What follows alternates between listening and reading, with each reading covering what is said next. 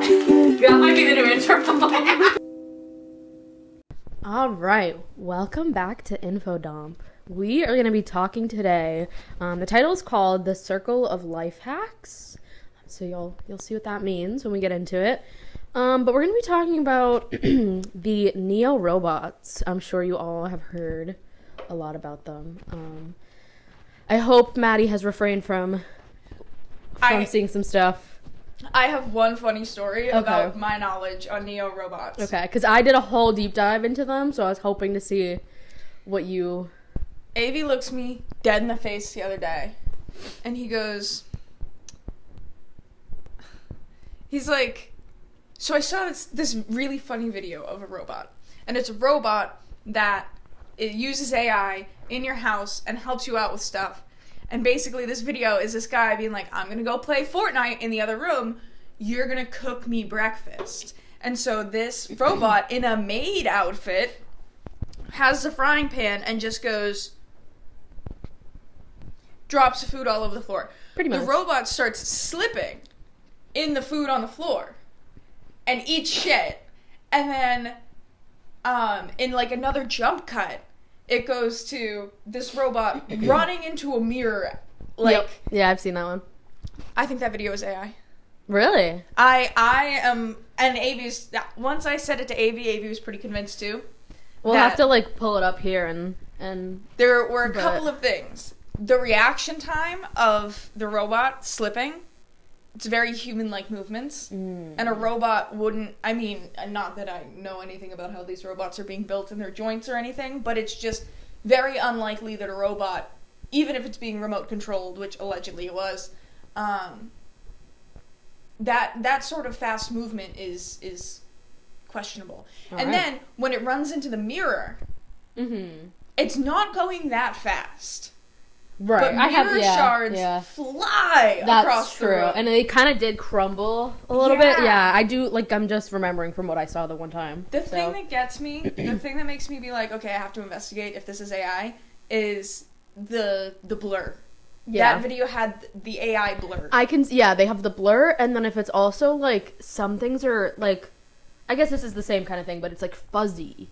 But it's like they have little like pixels that are fuzzy, like around like very detailed parts that you normally like people's eyes and people's mouth, like facial features are very muddled. Yes, that's why it's so easy to pass off security cam videos. As real, because like a fake AI security cam video. That's true. It's like well, it's supposed to be shitty. True. All right, so you had something. This is just because we're gonna release this right before Thanksgiving, so getting the Thanksgiving spirit. Getting with a little bit of gobble on. Sorry, guys. Hannah's getting her gobble on, apparently. You never know. Gonna go to Bubba's and find something to get your gobble on with? Let's literally never speak about that again. So, anyway.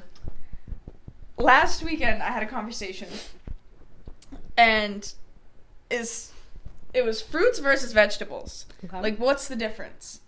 Because everyone's like, what's the difference? What's the deal with airplane food?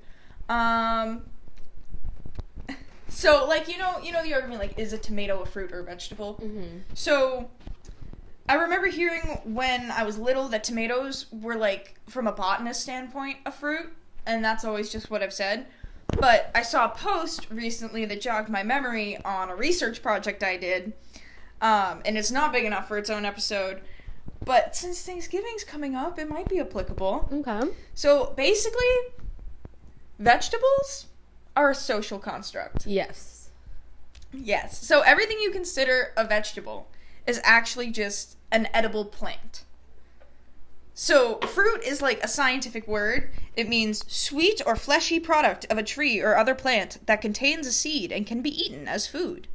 Vegetables are defined botanically as anything that is not the reproductive portion of the plant derived from a flower. So, a vegetable is just a catch-all term. For just anything that's not a fruit that you can eat is a vegetable.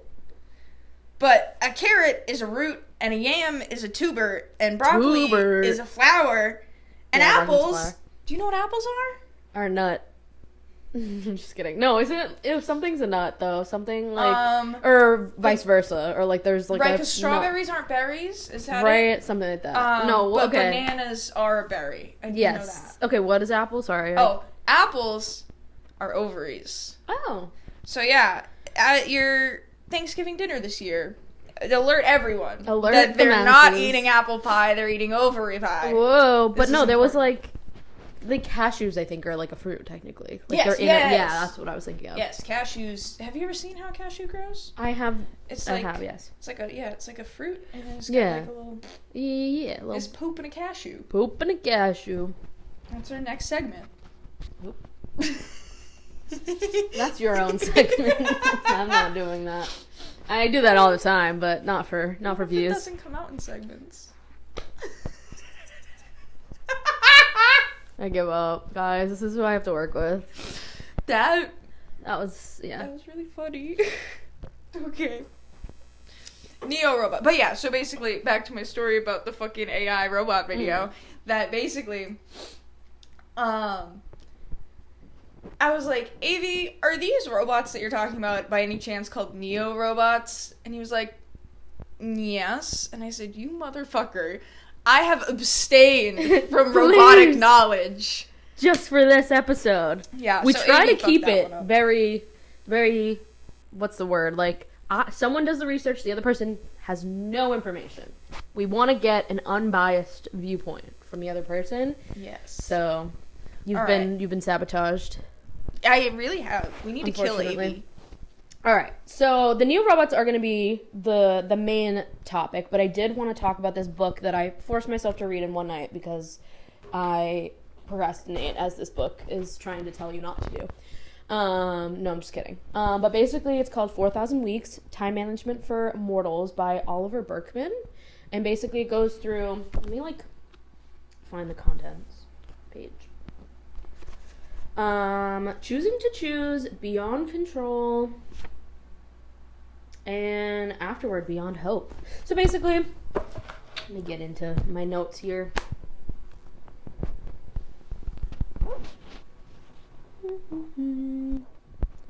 Alright, so there's a few different things in here that I wanted to talk about that kind of lead into the Neo robots.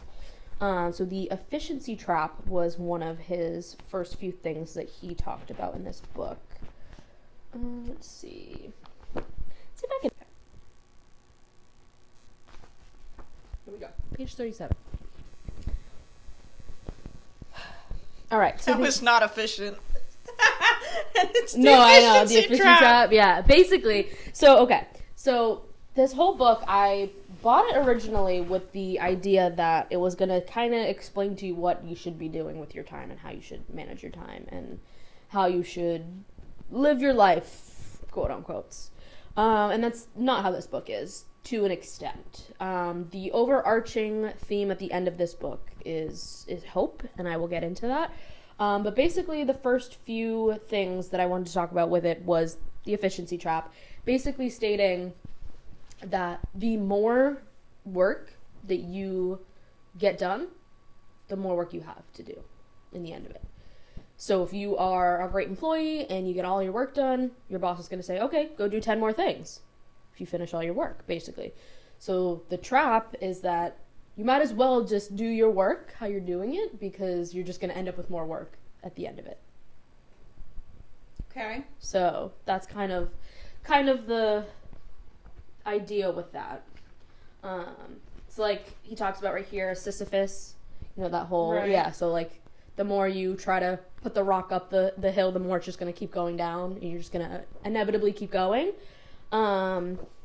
So there was that. I'm kind of all over the place with this book because it kind of jumps through different things, and there's a lot of heavy stuff in here.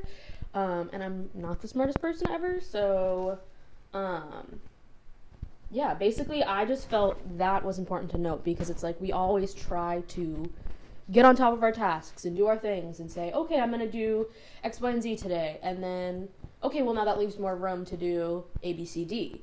Like, we're just always striving to do more and do more and do more, which is not necessarily a bad thing, but it's also adding to our workload. So there was just that on there. But then there was this one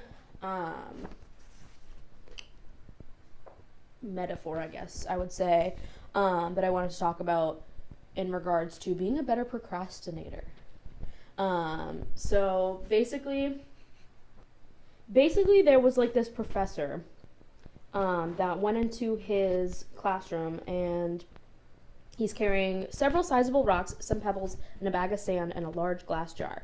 He issues the challenge to his students. Can they fit all the rocks, pebbles, and sand into the jar? The students, who are apparently rather slow-witted, trying to put the pebbles and the sand in first, only to find that the rocks won't fit. Eventually, no doubt with a condescending smile, the teacher demonstrates the solution. He puts the rocks in first, then the pebbles, then the sand, so that the smaller items nestle comfortably into the spaces between the larger ones.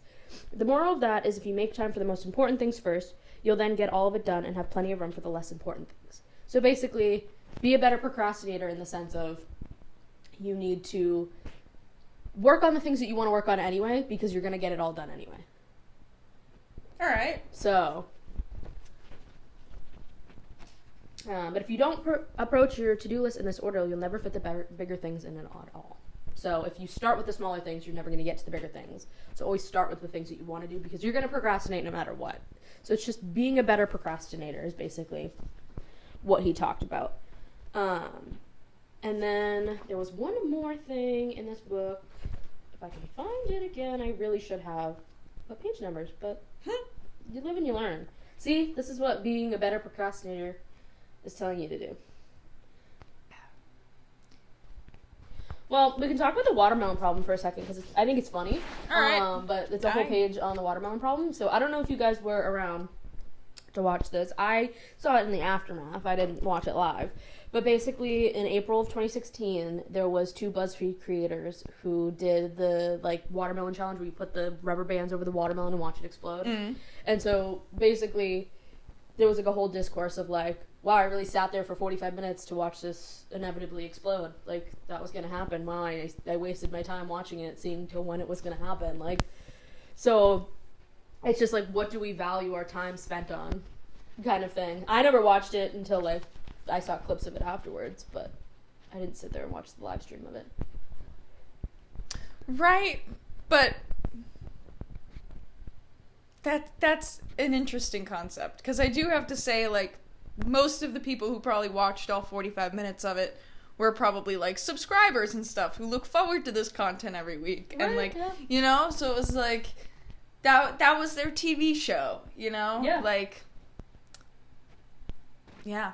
What do we value? What do we value? Yeah, so basically the whole idea of this book was more or less we are going to do things that humans do, so just do it the way you're going to do it, because it's what we're going to do. You're going to procrastinate, so you might as well just work on what you want to work on, because you're going to get to it eventually anyway. I'm trying to find the part where it was talking about pay yourself first. Obviously it's a financial term, but basically, I don't know exactly where it was in this book, but I do remember what they were talking about. Oh, here it is. I actually had it bookmarked. Principle number 1 is the art of creative neglect. Principle number 1 is to pay yourself first when it comes to your time. Basically, this comes from creativity coach Jessica Abel. She borrowed it from personal finance. Blah, blah, blah, blah, blah. Basically, in personal finance, if you take a part of your check out already and put it towards savings, you never missed that amount to begin with. Right. It's already in your savings, it's already been paid off for a debt or whatever, so you don't actually miss that amount of money you could have potentially used and then bought something stupid with it, or more than what you would have needed to buy, basically. Mm. So she's basically saying use that idea in your life and use that for paying yourself first with time. So instead of letting the creative endeavors that you want to work on wait to the end and then you're drained and you can't work on them, even work on them a little bit now. Start getting to them now, even if it's 10 minutes of reading, or if it's 5 minutes of drawing a picture, or 5 minutes on your puzzle, whatever it may be, work on it, pay yourself first, so then your time is then dispersed accordingly, because then you're never going to get to it if you're burnt out and you never want to work on it. Mm. So that's kind of the idea. So we'll get back to the book towards the end. I want to do his conclusion and all of my stuff with that, but now I want to talk about the Neo robots, and this is going to be the more interesting part of the whole episode.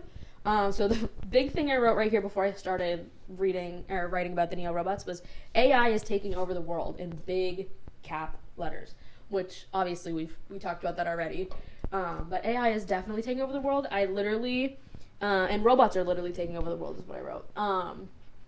Because as I was going to watch all these videos and do all my research, it was literally videos of AI content. Literally was like an ad for an AI website to make your own content. And then the next ad was like an actual video of like, I don't know if you've heard of Kalshi, I think that's what it's called. No. It's some betting website. Basically, you can bet on like if it's gonna rain or if it's gonna. I thought you said bedding as in like sheets and pillows. No, betting. I was like, oh, like Safa? Like. No, betting. Like, you can bet if it's gonna rain or if like they bet, like a big one was like if Mamdani was gonna win. Oh, yeah, no, I definitely heard about that. Yeah, so it's called Kalshi, I think that's how I'm saying it, but all of their ads for it are AI, like bad, like very bad, like every single one I've seen. The biggest one that I've seen is the David and Goliath one. It's like, David didn't stop when he wanted to go defeat Goliath, and he kept going, so you should place your bets, or whatever, something stupid. I don't know, but that was the ad, and they're all AI, and it's, as I'm watching a video on AI, there's, like, it was just meta. It's everywhere. Meta is AI, actually. Mark Zuckerberg. Flash the picture of that sign we saw in New York that was like, hire AI, humans are useless or something. Yeah, and it was like a creepy. pigeon with sunglasses on or something. Like, just creepy. Like, just taking the personal touch out of everything is so creepy. But anyway, so let me talk about these robots. And I probably will end up going back and forth between the book because my mind is a jumbled mess from literally sitting up for 5 hours reading that book last night because I'm a procrastinator. Yep. So, anyway. So this was their little, like, company motto or whatever. It says, building a world where we do more of what we love while our humanoid companions handle the rest. What? Can you repeat that? Yes. Building a world where we do more of what we love while our humanoid companions handle the rest.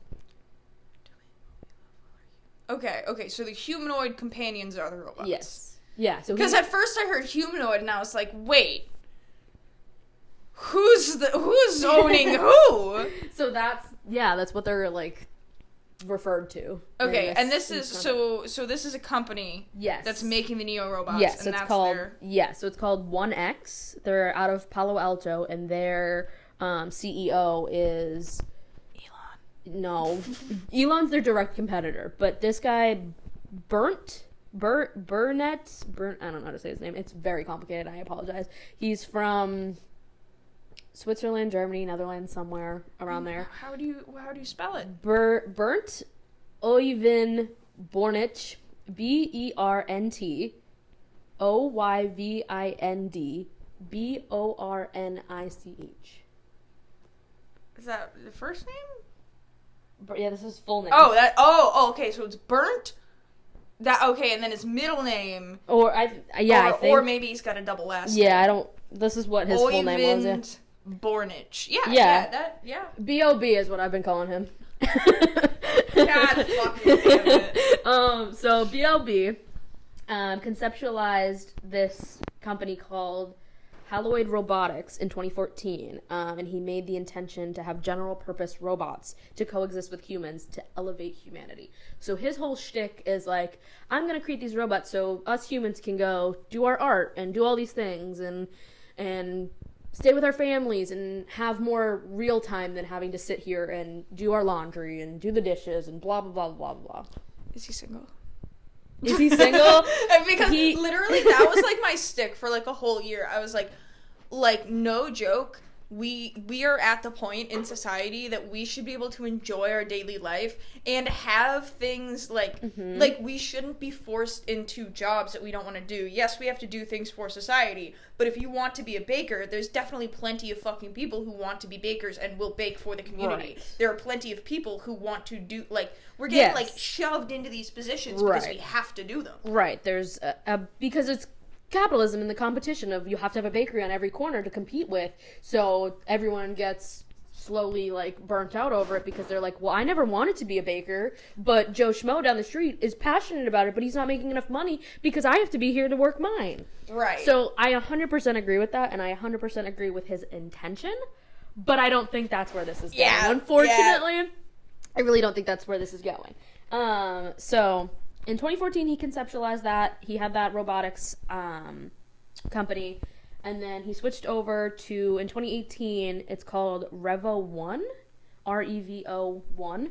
And so this is where I wanted you to come in on this, because I don't know too much about robotics, but I know Maddie studied that in high school, so you kind of have some more information on this than I do. But basically, because you were talking about this before, this was actually a good segue. When you were like, I don't know what robotics they use to get it, so like when it slipped, you were like, I don't know what human things it has or whatever. Because if you think about it, it could be a ball and socket joint, but then that would be so fucking like difficult to produce, like math. Anyway, so apparently they've created the world's highest torque to weight drive server motor. Yeah. So I didn't know any of what this was. I just wrote it down because I'm like, this seems like important information. I was like, when you told me, you were like, I got some stuff that you can hopefully explain. I was like, I don't think you understand my scope. I'm not good at explaining stuff. I mean, this is all stuff that I actually know what it is. I know torque. I did engineering for a semester, so I know what the general concept of it is, but I want you to explain it a little bit more. Right. So a servo motor is a motor that only goes a certain, like a regular motor is like, okay, and it's got the axle that spins, and a servo motor only goes a portion of that, like 270 degrees around. Okay. Doesn't do the full 360. Okay. What's the other thing on there? Torque something? The highest torque to weight drive of that. They created the highest. So it just, like, from my understanding, that just has a lot of power. Like, it has a lot of, So the way he was describing it, he obviously did it in layman's terms to kind of explain it to us in this video, because it was a whole interview with Wall Street Journal. He did a whole video with them. But basically he was explaining it like it has the capabilities that a human does. Like, he tried to make it as so modeled to a human that it could be a human kind of idea of like the way the wrists move are very like a human, and the way the joints move and all those things. I didn't get too into it because I obviously don't know a lot about robotics, but from his explanation, it was he tried to make it as human-like as possible so that it could do those tasks. Right. So the largest torque designed to replicate actual human movements and allow the robot to seamlessly and quietly move. It's very human-like. It's lightweight. The robot itself only weighs 66 pounds and can only lift 100 pounds.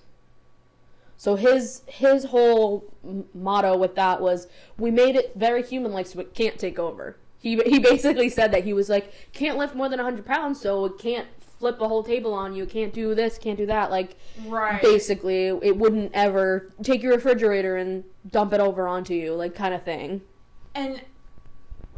But you see, did you see any episodes of Rick and Morty? I watched the first Do you season. remember Lawnmower Dog? I have a thing about Lawnmower Dog. They give the dog the headset, and they're like, well, bestowing sentience on something is just, that's probably not a good idea. And then they're like, oh, how bad can it be? We're not giving him the ability to talk. And then he sees himself in the reflection of the slider door, and he's like, I can fix this now. Oh. And it's like, okay, that's still a crazy ratio. 66 pounds of weight being able to lift 100. Yeah. If they have any AI intelligence, they would be able to do the math to upgrade themselves. I think that's my concern. Okay. I didn't even think about that. Okay. But quick side note. I don't know if I told you this, but I was dog sitting last week, and the lady that I'm dog sitting for, she might even be watching this. So, hey girl, if you're watching, shout out to you. You live in a really nice neighborhood, and her neighbors are really cool. They had an automatic lawnmower. They had a robot lawnmower. I went outside. I took the dog for a walk, and I look over, and there's like a little robot thing in the yard next door. What the hell is this? And it's literally creating the lines in the lawn. It's literally lawn mowing for them. At what point do we say, this thing is just a roaming blade. Yeah. Like, if it fucking malfunctions, if it goes into the street. No, literally, or if the dog, like, tried to attack it because it's moving. Like... Yeah, who knows, yeah. You just gave a blade wheels. Pretty much. And what? Yeah.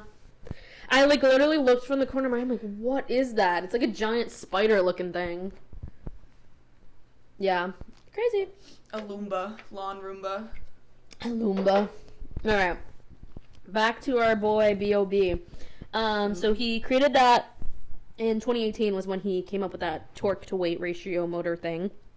Alright. And in 2022, he coined Eve, which isn't that the name of the fucking robot from WALL-E? Yeah. Yeah. He coined Eve, in all caps, EVE. It's a factory humanoid that was to autonomously handle industrial tasks. That's literally fucking Eve. Yeah. That's literally fucking Yeah, so WALL-E. basically, yeah, he created it so it would go into factories and just do the factory things so that humans wouldn't have to. Which I agree to an extent is definitely something we should be working towards, but there's a whole nother sector with that, I should. Right, there's a difference between replacing people with robots and making them fall into poverty versus replacing people with robots and making sure that they're capable of enjoying their life otherwise. Right. I think there's definitely, the positives of that are we don't have people in dangerous situations. We don't have people getting stuck on conveyor belts or getting their hair pulled through conveyor belts or whatever you have. And I obviously know there's regulations and things like that, so that wouldn't happen, but there's always accidents. Still do. Oh, yeah. So that's where I like these robots. And the idea of then humans can kind of go do what they need to do, but then obviously then you say that the con of that is that they fall to poverty. But then my other thing is, we wouldn't need to have all these robots and do all these things if capitalism wasn't such a big idea, because we need to have 1,700 factories to make the stupid things that we don't actually need. Yeah. We could just have 10 factories and make the actual important things instead of whatever plastic junk that people are buying these days. Yeah. So there's my other quip with that. But anyway, so that was 2022.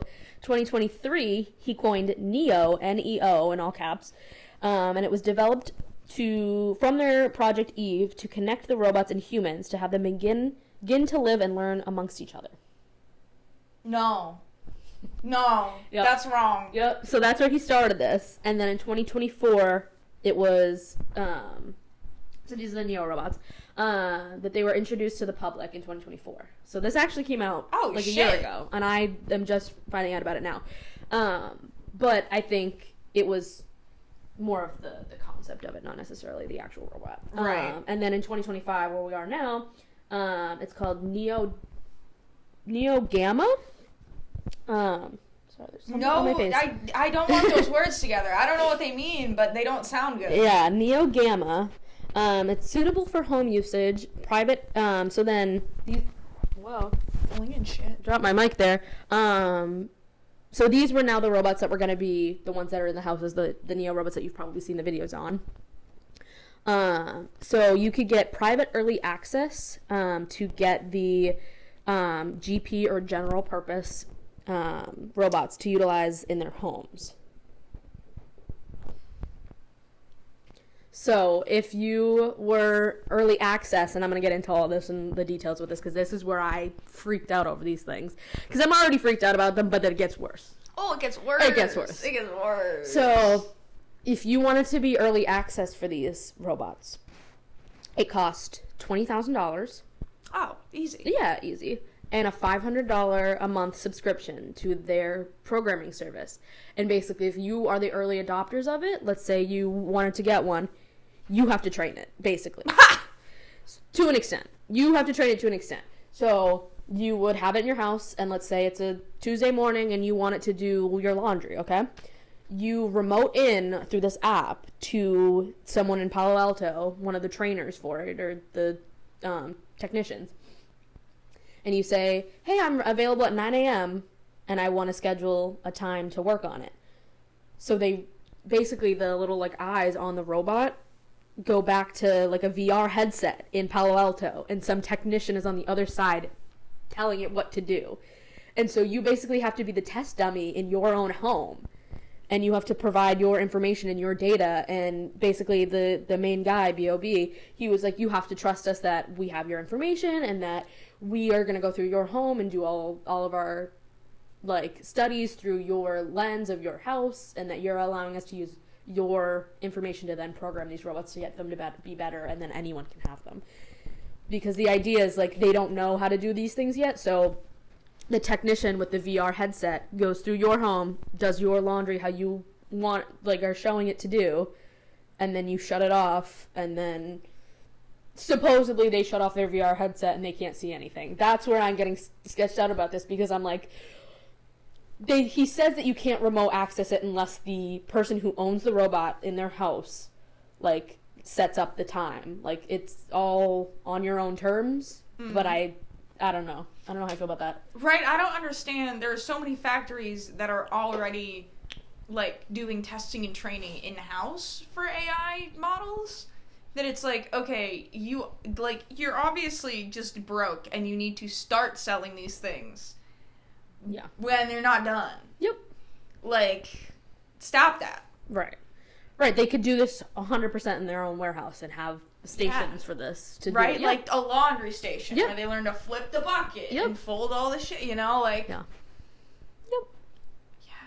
But then I guess it does also bring, like, I guess, because then it comes to, like, the AI portion of, like, okay, so you're training this thing in your household. Maybe the key is that it's in your household. Maybe they're never going to get to the point that you can just buy one and it knows what to do. Because your dishwasher is in a completely different place than the next guy's. Well, I think the whole idea is the AI model will understand. Like, it'll figure it out? Yes. Like, the whole concept of it is that these early adopters are going to train it so that it can do it in other people's homes. Right, but I guess it's more of necessarily the action and not necessarily, like, watching where it's located. I don't know. They didn't really explain that, but I'm sure if you got it versus I got it, obviously our houses are different, you would have to then be like, this is where this is where that is, and explain it to the robot, which is so fucking wild, weird and creepy to begin with, but I'm assuming it knows the basics of that and then can kind of right, and then I'm go like, from what there. What if you get those fucking rubber dots from gym class, and they give you 5 of them, and they say, this is your dishwasher dot, this is your laundry dot, and you just put it down, and then the robot finds the dot, and then it's like, okay, this is the spot that I do dishes. I mean, you're probably not far off, because have you seen, I don't know what they are, but I've heard of them briefly. They're little, like, you know how, I don't know what it's called, but, like, when you tap your phone to tap to pay, whatever that is called. The RF. RF, yes. Yeah. They have little RF tags that you can get and put places in your home to then tap your phone to and stuff, so I think that could there's be. Maybe something with that. Yeah. So, yeah. But basically, there's more to this, and I can go into how they actually, what they were running and blah, blah, blah, blah, but, for timeline purposes, their continued vision is to get 2026, so basically private early access is happening right now. So the very rich, wealthy, elite people who want to spend their time with a Neo robot and training it and doing the AI bullshit with it are having them right now. So the that's people who would have been on the Titanic had it been 100 years ago. Yes. Have the robots.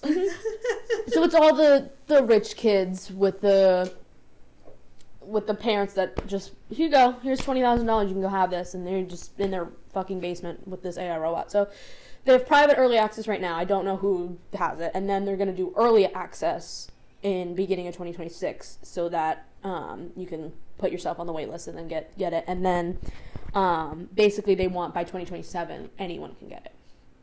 All right. So enter homes, provide work for new domains, and then as they're going to grow their technology up until, so they have basically the whole year of I guess they started in 2024. So they have 2024, 25, and 26, the 3 years to kind of get it exactly where they want it, and then they're hoping by 2027 it'll be in your house. Interesting. I wonder if it'll actually take off. I wonder if we're all going to have I mean, if Elon's getting on it, he's a direct competitor, and there was one other, I might have wrote it down here, but Elon was like, oh, they might turn into Terminators. So if anyone buys his shit, God, you're a fucking idiot. I mean, okay. Oh, I actually did have some information on our boy B.O.B. He's Norwegian. Ooh. Boom. He went to the university. So this was the creepy part. I wanted to look up a picture of him. Do you have a picture of him? I don't, but you can find one. Yeah, I can find one. He kind of... He's just very average looking. Average Norwegian man. Average Norwegian man. He's that's my band name. Yeah, he's like in his late 30s, early 40s. What's maybe. his last name? Good question. Bort? Bornich, Bornich. So this is where I was getting at. There's not much on him. I did a whole Google deep dive on this guy. There's literally 3 things on him. I remember having this chore around the time Kennedy was assassinated because it was also about the same time I could have burned the house down. Fucking what? What are you looking at? I typed in burnt Yovich, but it got autocorrect. Okay. Here, you want the actual spelling? Yeah, but then what? I don't know It's blogger.com. Kellogg blogging.blogspot.com. I don't know what that is. There's not much on this guy, and I can show you the Wall Street Journal video. Oh. Yeah, that's him.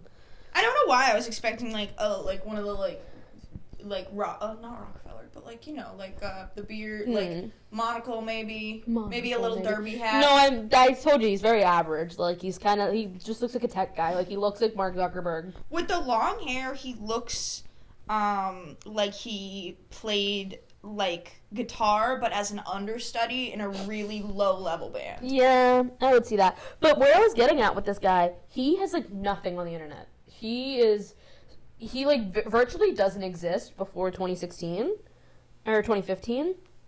That's cool. That's why I was like, dude, is this guy real? He's the robot. Exactly. That's where I was getting at, because basically it said that he went to the University of Oslo in Norway. And he did robotics and nanoelectronics, and then right after he graduated, he became the founder of 1X. His LinkedIn has nothing on it other than CEO and founder of 1X. Interesting. There was no people on there. There was no Facebook. There was no nothing. He's virtually, unless it's all private and it's very hush hush because he's working on this thing. I don't know, but I could not find him at any other place on the internet. And his wiki page was very brief. It basically only came up with 1X and his company, so I got really sketched out about that. But crazy. Yeah. So then I watched the Wall Street Journal did an interview with him and did like a test with the robots, and this lady like went and interviewed him and tested the robots. I wrote the ad literally right before this was an AI company. Yep. Good stuff. So yeah, $20,000 to pre-order, $500 a month for the subscription. Basically, the company rep will use the VR to help you. So yeah, they want to make these robots to have a safe body and a smart brain, is what he said. A safe for them or safe for us? Us. Interesting. Basically, I think, I don't know if I wrote it down. Oh, my camera shut off. Womp womp. Alright. Yeah, so basically, I forget what material the outside was made out of, but it wasn't like titanium or anything, I don't think. It was something like softer, so that if they did fall over and they weren't as heavy, so like you could pick them up, they weren't rock hard, like I am right now. Oh, whoa. Robots. You saw the picture of them and you were just I just said, low form guitarists. low form burnt. Start saying, there we are. Never mind.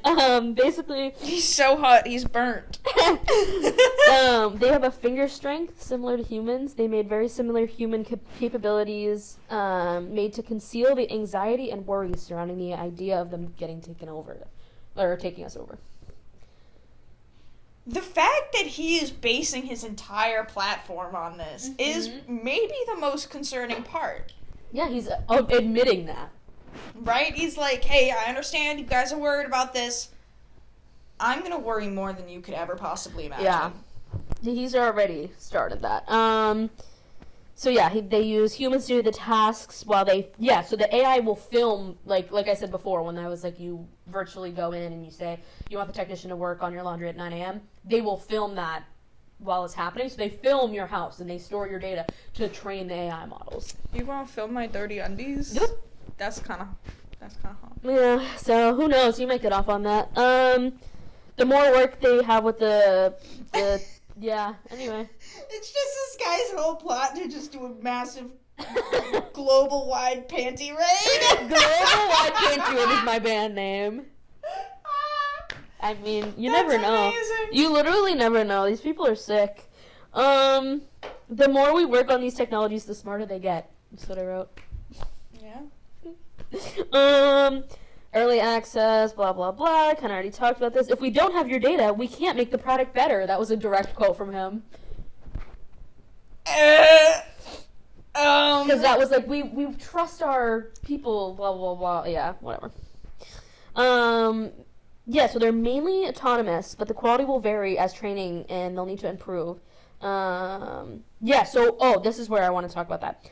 The VR, basically, they can't spy on your homes because they blur people, and there's no-go zones. So if you're like, do not go in the bedroom, do not go into the kitchen, they can't. They have, like, a technology that stops them from going into those rooms, and it blurs faces. So you can't ever, like, make out who it actually is. You kind of just, like, teach it where you need to go, and then it kind of does its own thing. That's interesting, but then I also have to wonder, like, it's like putting an emoji on a kid's face on a Facebook post. So, like, you can take it off. Yeah. You can take it off. Yeah. Yeah. And then Figure was the other company, and Tesla. They're trying to make their own versions. That was the other company. I wrote safety systems ? So apparently they can't pick up sharp items. They can't pee. Fee? I don't know what that's supposed to say. I think it was supposed to say flee. I don't know what that. But that wouldn't be. I don't know. Sometimes there's a bug in everyone's like iOS to like type stuff wrong. So anyway, but they can't pick up sharp items or hot things. Basically, the people will be raising these robots. That's what he said. I can't pick up hot things. What if your laundry is fresh out of the dryer and it's like too warm? Yeah, too warm. Could potentially. So he wants his like ending hook on that was he wants in the next 5 years for people to have the highest quality of life. I don't think that's happening in 5 years. Right? But he said, I want the highest quality of life for everybody, so these robots will have to do the mundane tasks that we don't want to do, and blah, blah, blah, blah. Like, I understand your sentiment, but in the current climate, we just... Yeah.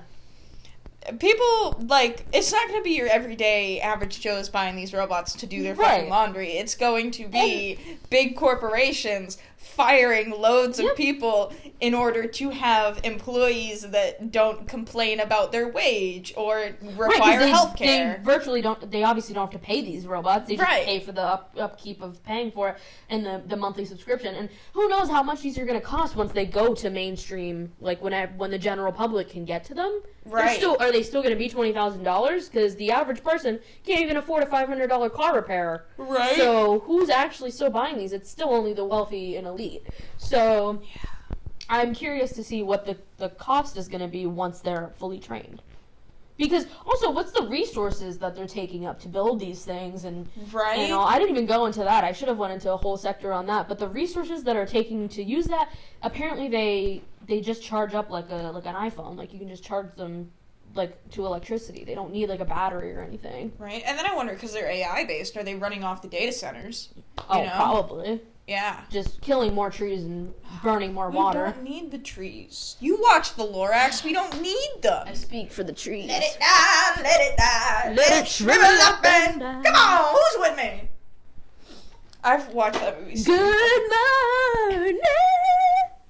Yeah. Yep. So anyway, yeah, I should actually look into that because I don't know what material it's made out of, to be quite frank with you, and how much of that material is. It's probably not recycled.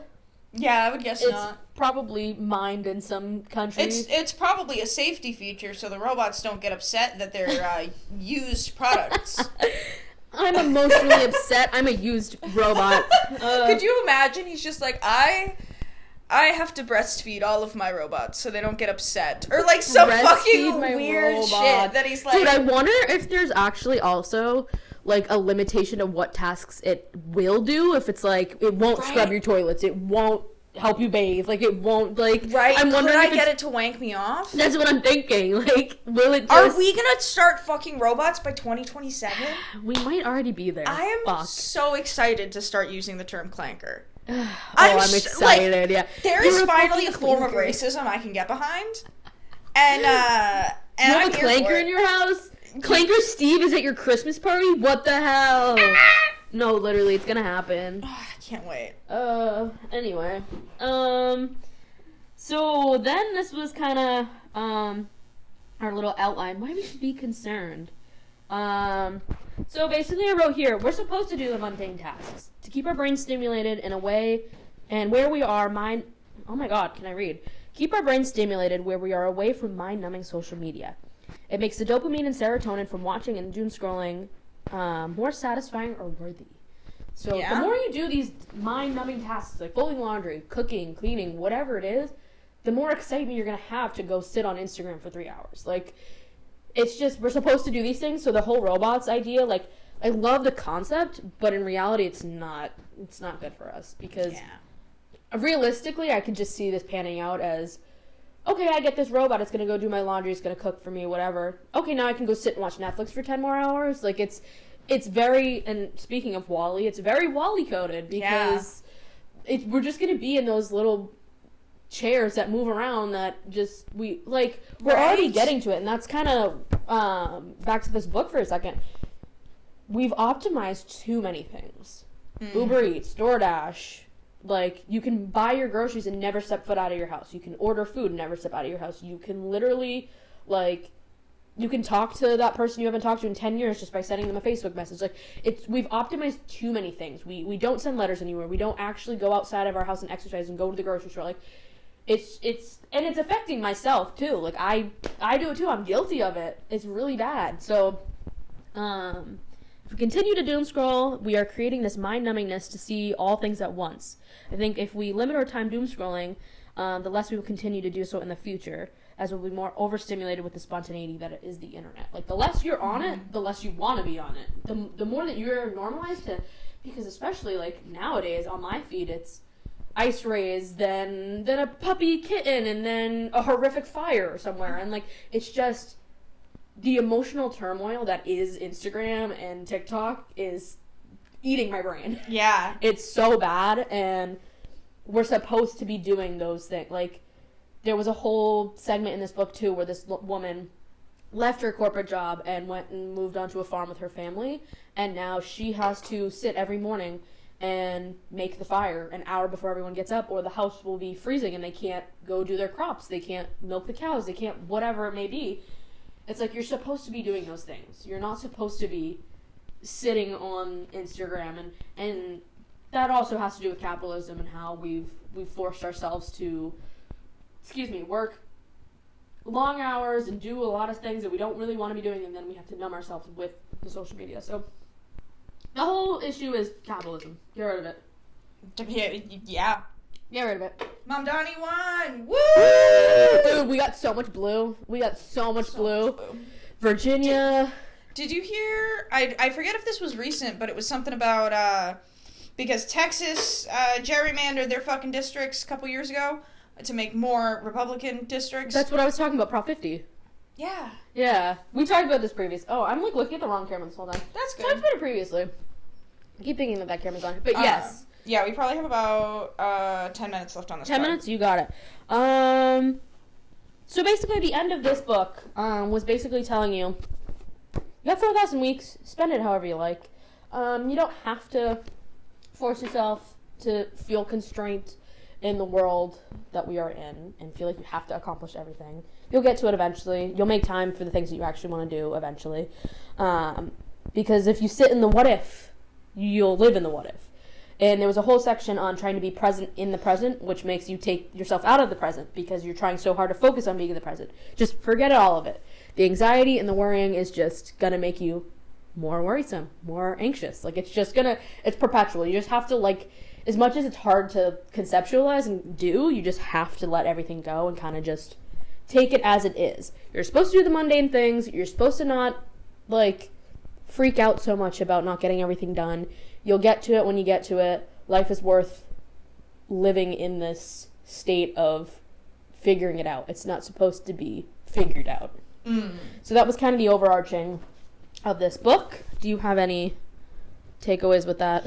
I think my first thought is I read this book a very long time ago. That it was like, don't sweat the small stuff, I think is the name of the book. And there was one thing that I remembered from it, that it's like, take the time, like, you don't have to set aside a time to relax. Yes. You have, your drive to work in the morning, make that your relaxation time, because we're wasting so much time going from point A to point B and waiting for the next thing to happen. Like, and that's, because I get stuck in waiting mode, so that's very much, like, I'm like, okay, get out of waiting mode and just enjoy this second. There was, like, another tidbit on there. Some guy was, like, his friend had died, like, spontaneously, and he was sitting in traffic, and he was so angry about being in traffic, he's like, what wouldn't John give to sit in traffic right now? Like, just take it as it is. Like, the losses or the unfortunate circumstances in life are just a part of life. You can't dwell on it. You literally just have to take it because you could be dead tomorrow. But it's also not saying that you need to do everything today because you could be dead tomorrow. Life is a balance. You have to figure out what works with you. But that was kind of the sentiment of this. Like I said, I thought it was going to be more on how to manage your time rather than the concept of managing time. There was another part, now I'm remembering things, that we don't have time, we are time. That we exist in this time construct, because it's always like, well, we'll get that done in 3 months, but 3 months is whatever we get done. It's kind of, you know what I mean? So yeah, take that with a grain of salt, ladies and gents. We went from vegetables are a social construct to time is a social construct. Yeah. So yeah, neo robots are taking over the world. Please don't buy one. Hopefully you probably don't have enough money anyway, so. Right. No, if you're listening to us, you definitely do not. From one unemployed bitch to another. Womp womp. It's Yikes. Fine. Fine. I just noticed everyone dropping days at work because they've been calling and being like, yeah, so we don't need you to come in today. And I'm like, oh, wait, can I not go back to 4 days? I need money, though. Fuck. So now I'm kind of locked into this not full-time schedule. And I'm like, yeah. So, guys, support us, and we'll give it right back. Honestly, like, if we make enough money on this... Right? I promise your butts we are not keeping it all. Yeah. I can't. That's so disgusting to just hoard your wealth when everyone else is suffering. So, anywho, that was a wrap on the circle of life hacks. I didn't really talk about life hacks, but you kind of get the idea. Well, the robots are a life hack. Oh, totally. That's a thing. They're hacking life. They're hacking into our lives. Yeah, exactly. There you go. All right. She's talking. Oh! No, she stopped. Did she stop recording me? I don't think so. See, this is what happens. This is what happens. The AI robots take over. No, she did stop recording me. You're fucking lying. I don't know when. I think that just happened. Just You're at 55. All right, cool. We're good. We saved it. Okay, I'm still All right. talking into it like it works. Anyway. Yeah, our red light's still blinking, so